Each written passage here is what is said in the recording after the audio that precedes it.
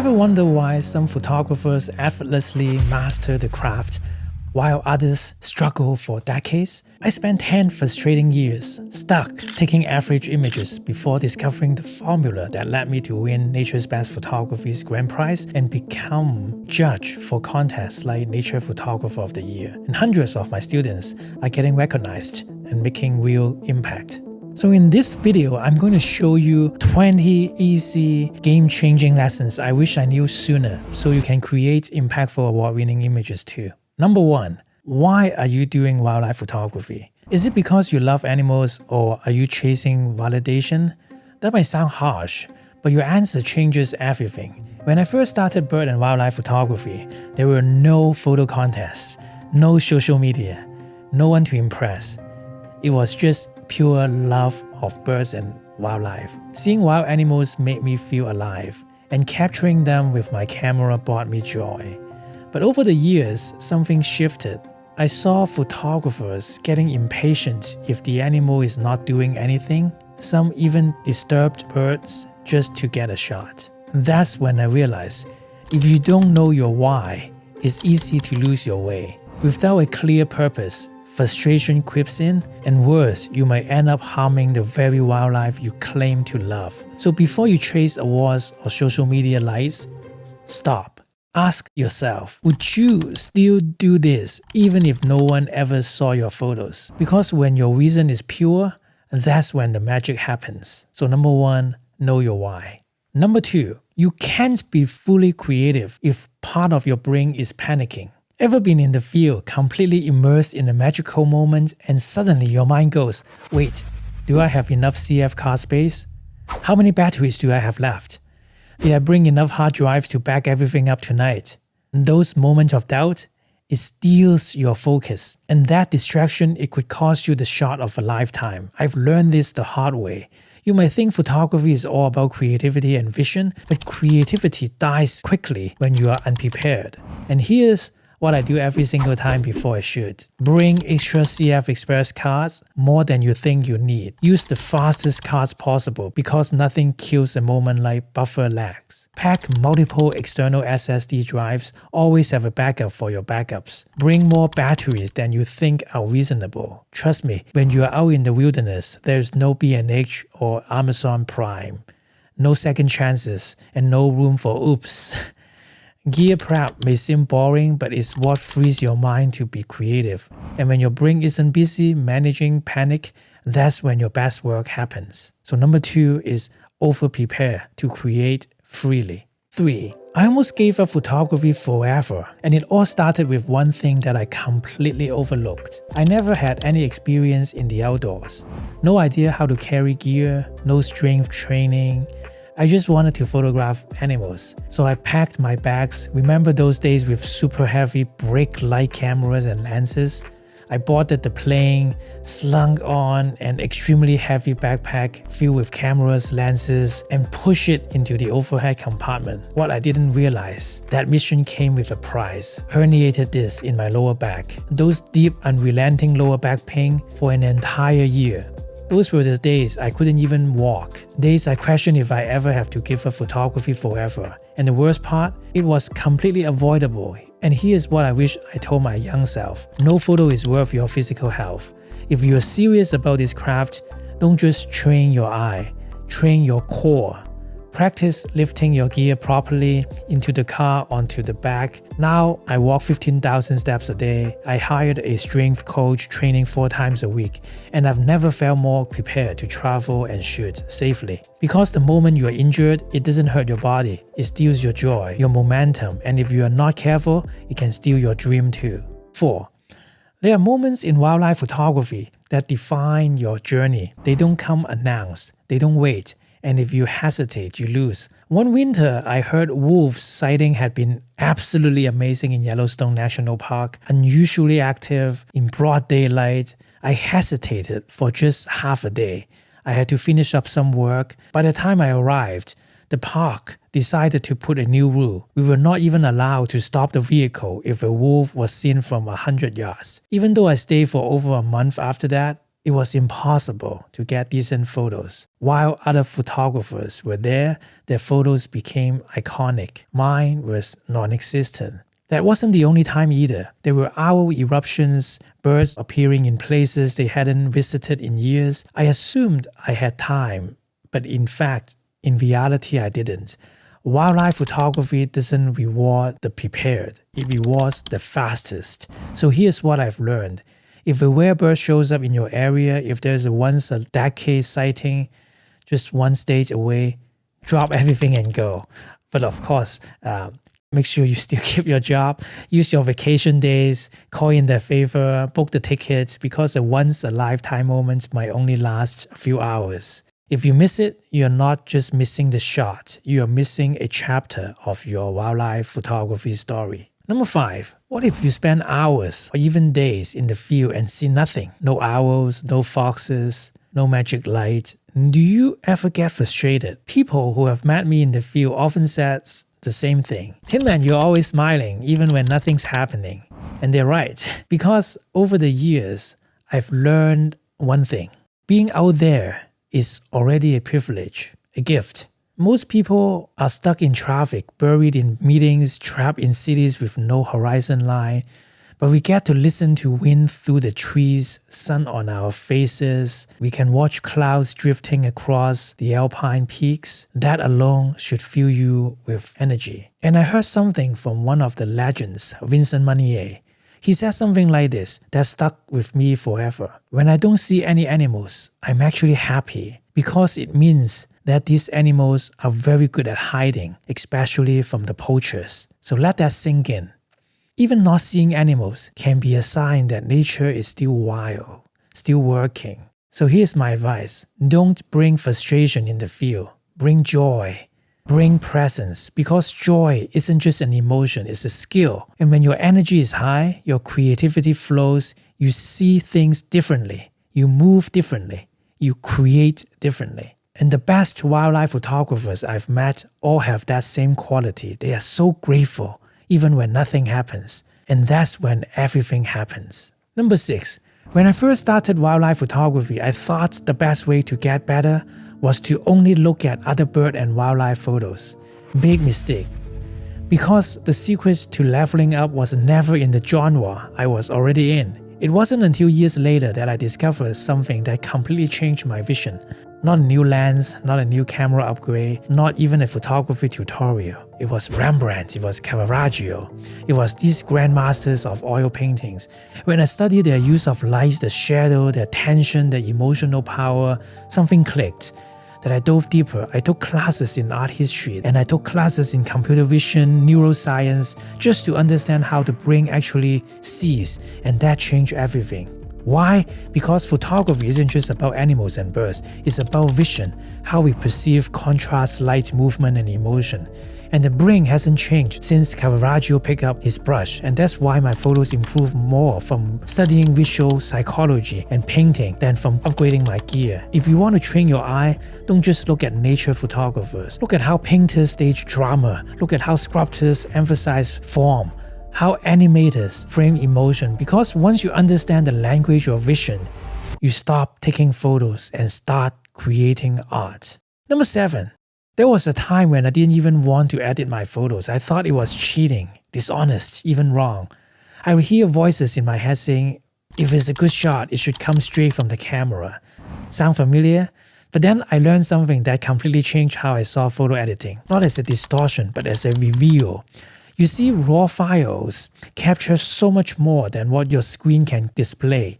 12-bit data, subtle tones, shadow details, things our monitors simply can't show without help. And yet we rely on our camera or computer to guess what we want people to see.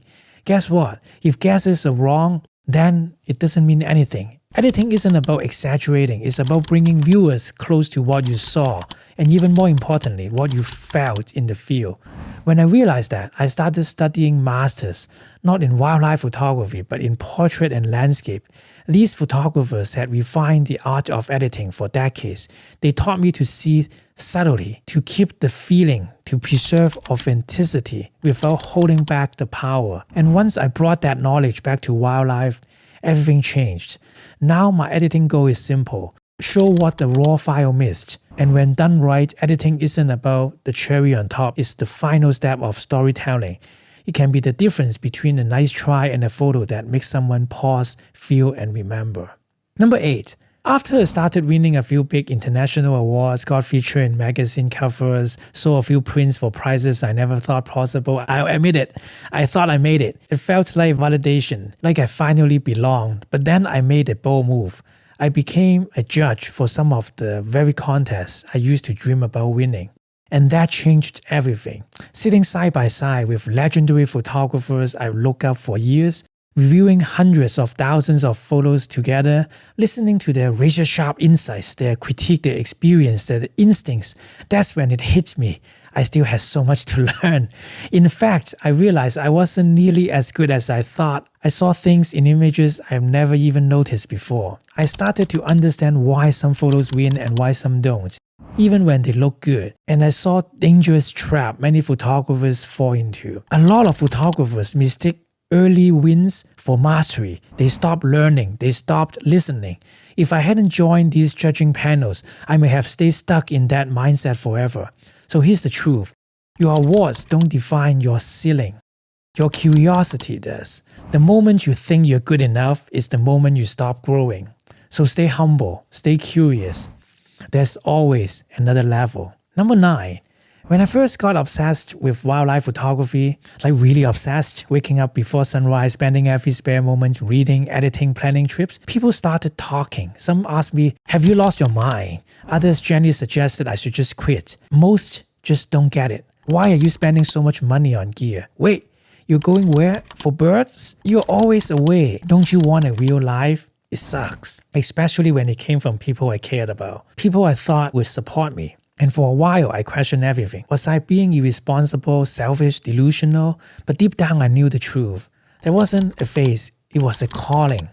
Over time, I learned to separate helpful feedback from noise. Constructive criticism is gold, but opinions from people who had never walked your path, those are just clutter. And here's the lesson.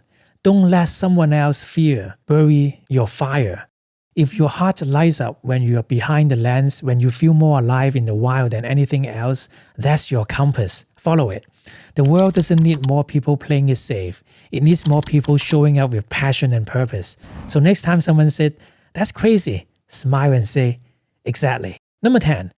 When I started going on wildlife trips, I expected the best moments to happen right when I am fully prepared. You know, when everyone's watching, cameras up, tripod setting up, tension is high, we're waiting, something is gonna happen. But I was so wrong. Over and over, something strange happened.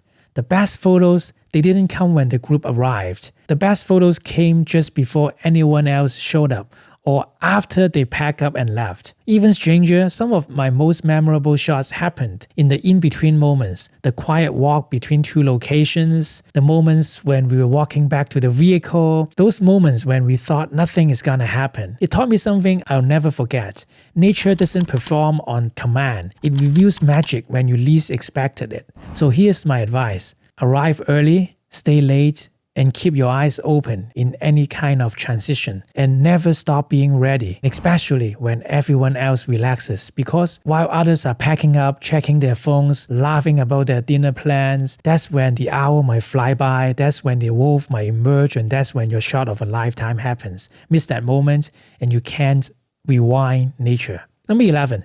In the beginning, I thought I could figure it all out by myself. I read all the magazines, I watched all videos, I studied blog posts, forums. I thought I was being resourceful, but here's what actually happened. 15 years went by and my photos, they didn't go anywhere. No awards, no recognition, not even photo of the day. Just thousands of hours alone guessing and hoping.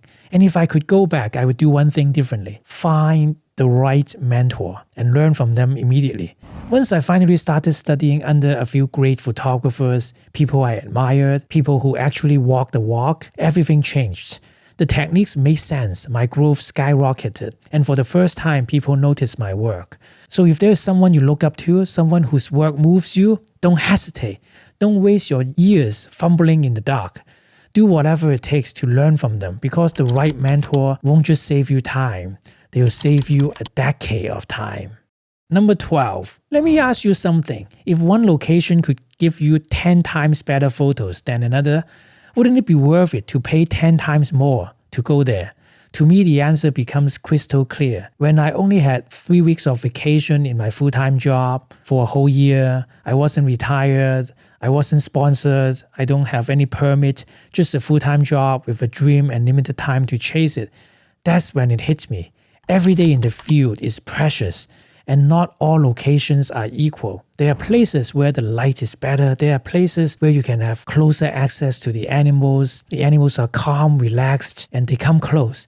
And there are places everything feels like a struggle. So I started asking myself, why would I spend my limited time in the wrong place just to save a little money? The truth is, money comes and goes, but your time, especially the time you are healthy, mobile, and free, is priceless. And here's what I would tell my younger self. Stop chasing discounts. Start chasing the shots that matter, because one great trip can give you a portfolio that others spend a decade chasing. And that's how you buy time back with better choices. Number 13. A lot of photographers tells me, I just do this for myself. I'm not trying to win anything. That sounds noble, right? But imagine someone spends thousands on the best grand piano and says, I just want to press the keys randomly. It's for myself. I'm not ready to learn how to actually play. It's all for my self-expression. Wouldn't that feel like a waste of a beautiful instrument? Photography is the same. You can still shoot for joy, but if you want to master the craft, if you want your work to move people, change minds, and be remembered, you need feedback from those who have walked the path. That's where photo contest comes in. It's like paying $20 to be reviewed by a world-class panel of judges, often the same legendary photographers you admire. Contests aren't just about awards. They are about understanding how your work holds up, getting your art in front of major publications, supporting conservation causes, and sometimes changing your life. Because when your image hits, when it's selected from thousands, suddenly your messages travel, your work gets seen, you become part of a movement. So don't play random notes, submit your song to the concert hall. Number 14. One of the most common mistakes I see, photographers submit to contests only to win. And when they don't, they spiral. They think it means they are not good enough. Some even get bitter. I've seen people stop talking to me because I won and they didn't. But here's the truth. Photo contests are not just about validation. They are about calibration. You don't take piano lessons expecting to perform at Carnegie Hall next week. You go through the grades. Grade 1, Grade 2, Grade 3 to Grade 8 to Grade 9. Each one preparing you for the next. Contests are your milestone, your checkpoints, a way to sharpen your instincts, not to feed your ego. So don't treat every contest like it's do or die. Treat it like a gym, a place to train your eyes, your storytelling, your resilience. Lose the ego and you'll win far more than just awards. Number 15. Someone says, hey, there's a great sighting, come. And everyone rushes out with their cameras thinking, that's it, this is a shot. But here's what most people don't realize. A sighting is not a photo. Yes, seeing a rare owl, a snow leopard, or a wolf pack is exciting. But excitement alone doesn't make an award-winning photo. If the light is flat, if the background is messy, if the story is missing, you're not creating art. You are just documenting an animal. That's the mistake I made for years. I confused presence with potential. What separates a snapshot from a masterpiece isn't the subject. It's the light, it's the composition, it's the storytelling, and the emotion it evokes. So the next time someone yells, great sighting, take a breath. Ask yourself, is this a story worth telling or just a memory worth remembering? Shoot with intention, not impulse. Number 16. I used to do what everybody else do. I'll see a bird or animals, get excited, raise my cameras, and then click away, click non-stop. It felt productive. It felt like I was capturing magic. But when I got home, my heart broke. The best moment ruined by a stick, by a leaf, by a distracting trick across the face of the animal. Reality check. The perfect moment rarely happens when you first press the shutter. And the truth is, most of the time, those frantic shots, they are not keepers. They are clutter. Now I do something radically different. I pause, I stop, I think, and then I move. I ask myself, what's the story I want to tell? Where's the clean background? Where can I reduce the distraction?